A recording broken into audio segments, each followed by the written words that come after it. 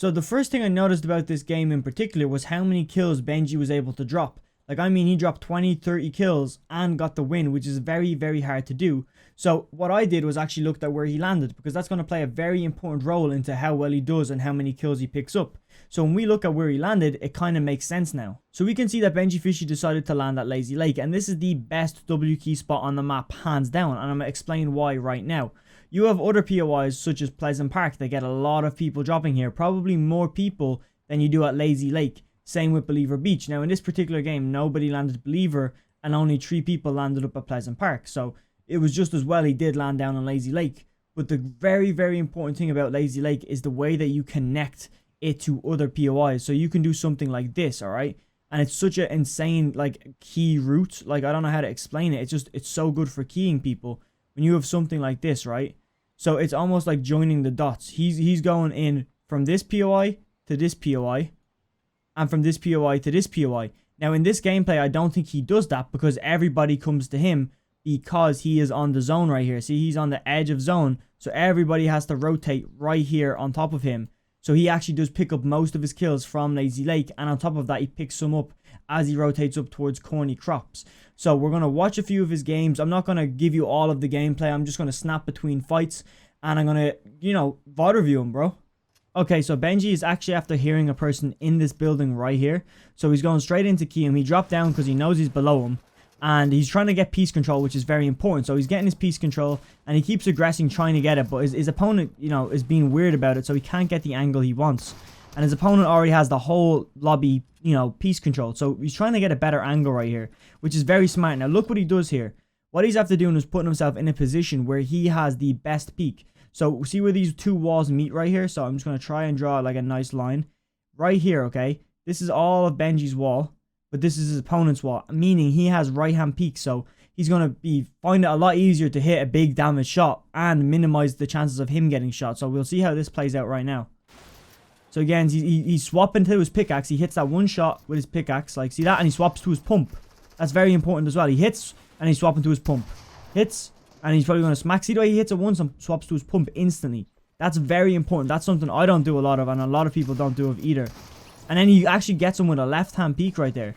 But it was the constant pressure. He never gave him time to just refuel and chill out. So he's just after getting hit by this opponent, and now he's going to continue to get aggressive on him, which is something I like. I like players doing a lot of because it shows that they're not afraid.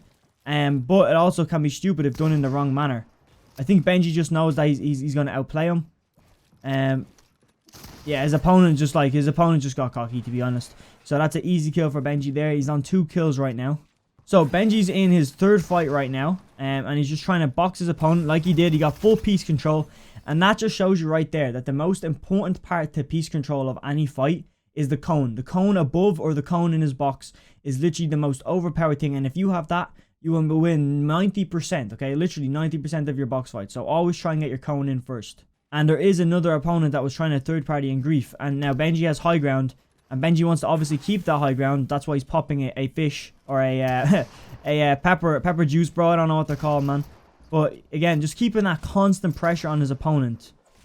You know, constantly moving forward at him rather than staying still and just pickaxing his wall. He's just constantly going at him, you know. Trying to bait the peak open so he can claim the wall, I think. He did get a floor down. And see, again, with the cone, it's so overpowered. He realizes he's being third-partied, and he's going for the other angle. See, the thing is, with Benji being on this side of the wall, it means that the opponent in the box is the one that's going to get sprayed by the third party, not Benji. So that's real IQ. I've actually never seen anybody do that. Again, you see the way he's on that ramp, trying to take the wall. He's elevated himself a bit so he has more high ground.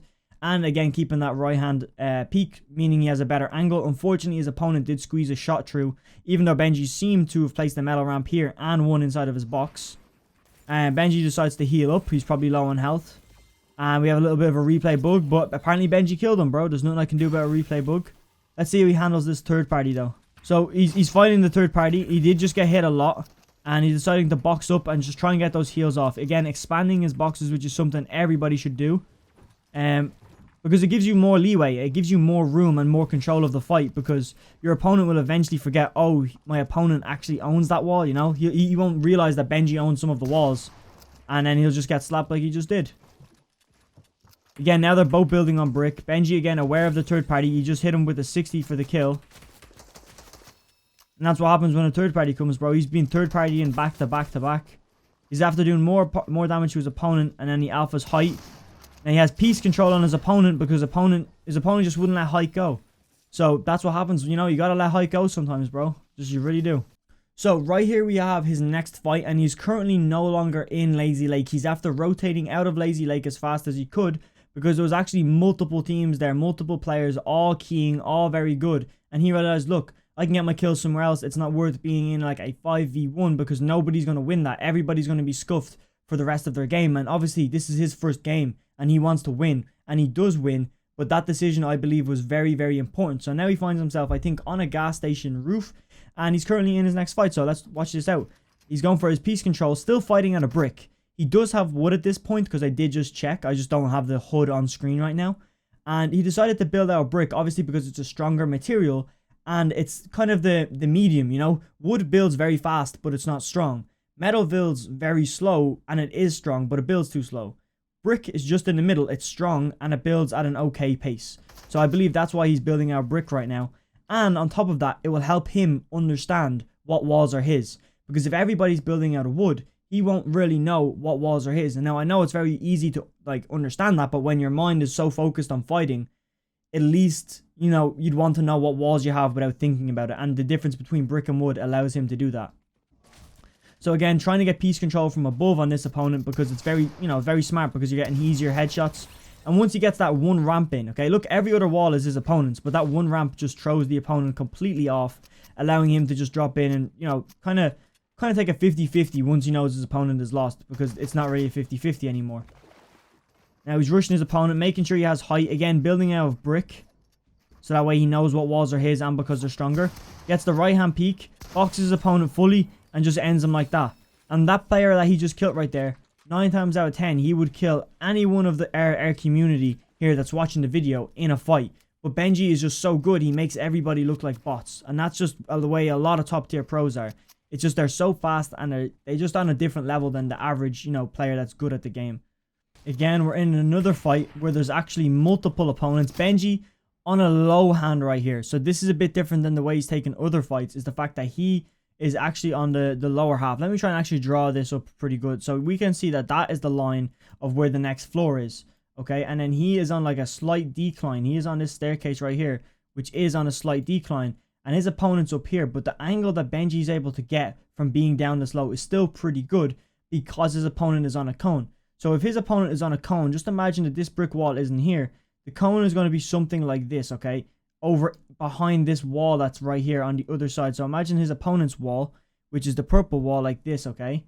It's like this, and it's obviously not, you know, you can't really see it because there's a wall in front of us, but it's right here and there's a cone in it. But BenjyFishy, being on the low ground, was able to get a nasty shot in. If he was on high ground or on level with it, he's just looking at it like this, you get me?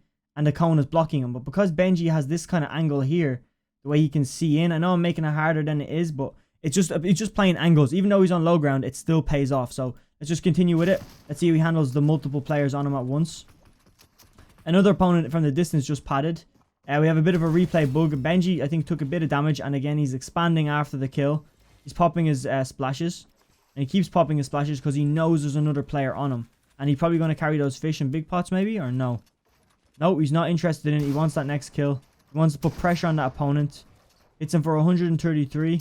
And then again, that door came in so clutch. That accidental door edit, that scuff, was very important because it shielded him while he was coming out. So sometimes door edits can be overpowered. Now, I obviously know Benji didn't mean it in that area, but it outplayed his opponent by like miles. And that's down to his opponent having bad reaction time. His opponent made an edit and wasn't prepared to shoot Benji. So I don't know what was going on there, but, you know, good props to Benji because that edit kind of worked out.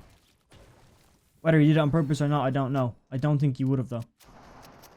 Again, he's going in for another fight. By the way, this is where I need to mention he gets a lot of kills from here on out. He's just keying and keying and keying every second. He's short padding just so he can maximize the kills. We like it.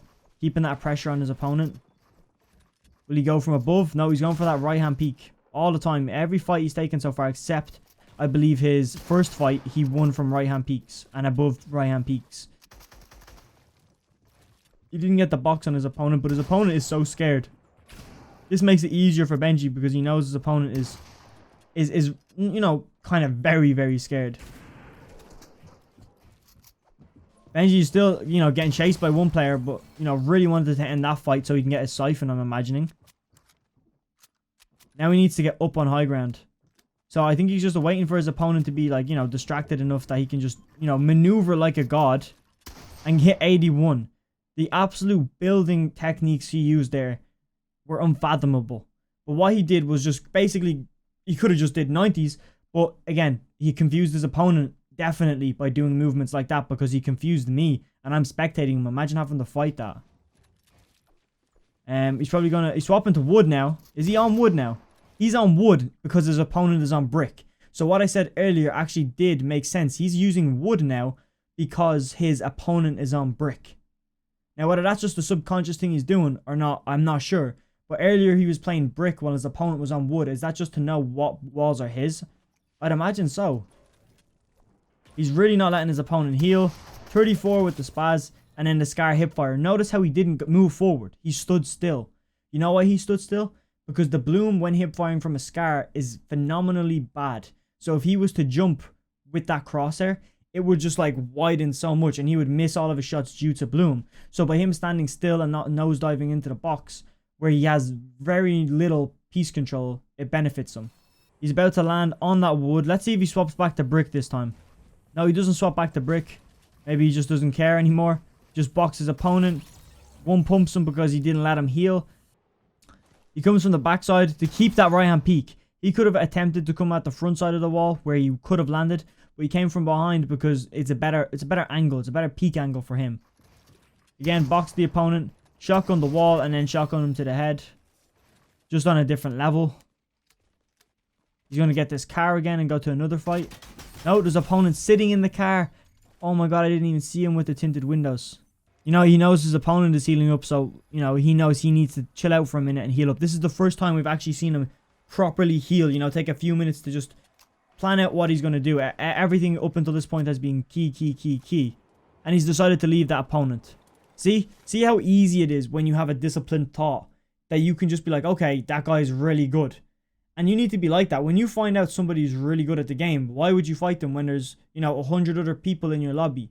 You know, you can easily just find somebody who's not as good as him and just not fight him, which is exactly what Benji's after doing. And in fact, he's going in as a third party into this 1v1 right here, and he's just maneuvering correctly. He's going to get a little refresh, and he's going for that kid. I think I would go for that kid on the edge zone. I'm not sure what the map is looking like right now, so he might not, but I know I would because he's in the middle of nowhere and there's a free pad.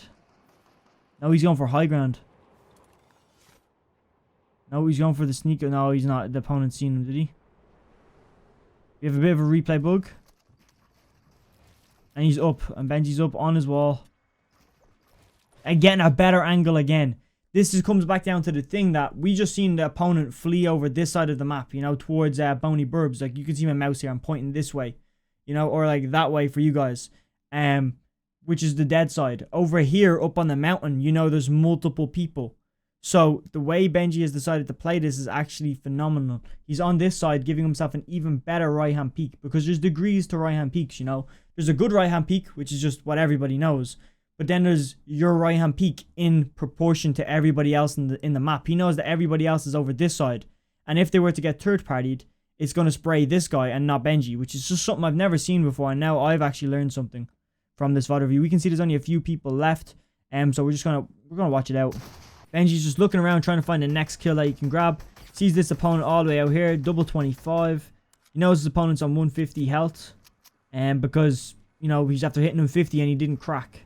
So it means he's on more than 150. Short padding out to him, trying not to let him grab the crate. See, the supply drop's coming in. Going for a high up right hand peak. This is really good. Gets piece control. And you can see like what this opponent's doing when he has control. Okay, if we look at it, that opponent there versus the last opponent he just fought, that opponent could do so much to prevent him from dying with that cone. See the way he edited that cone? All he needed to do then was leave rather than trying to keep re-editing the cone. If that opponent right here just edited the cone and ran out the back or going up, anything just to get out of the box, he would have survived a bit longer, unlike the other opponent that did not have control of the cone in his box because Benji claimed it. You can see the difference in how you're able to play it. You lose a lot of options when you don't have control of a ramp or a cone in your box. Benji's apparently shooting somebody that I cannot see, but we'll put that down as a god kill because he just killed somebody invisible. Another guy just apparently landed on thin air. I think we have a few bugs with the replay because this is from a few weeks old. It's from a Cash Cup like 2 weeks ago. 45, gets the cone in. Again, his opponent has every single wall. There's nothing stopping his opponent from leaving. You know, I don't think Benji owns anything in there. Again, Benji, the god of all gods, standing on thin air. We love to see it. And he sees another opponent. And he realizes that most of the lobby is over there, I think. Because there's 2 people up. There's a guy down low and there's a guy on ultimate height. Bit of a replay bug. He just puts the cone in the opponent's box. Claims it. There's a guy below spraying. These are the last 2 players, I believe. 118 gets the ramp. Trying to bait his opponent. I don't know why his opponent didn't edit down. A lot of these players that he's fighting are not top tier though. They're not really good because it's only his first game on. So the lobby isn't like, you know, full of pro players yet. His opponent just dropped down. He's just waiting on the wall. Keeping that right hand peek. He knows that this guy's kind of good. I wouldn't really stop fighting the guy on low and take the guy out on height. Yep. Maintaining high ground. Takes that kill. That means his opponent didn't get siphon. And he's just waiting above. And he goes for the wall at it.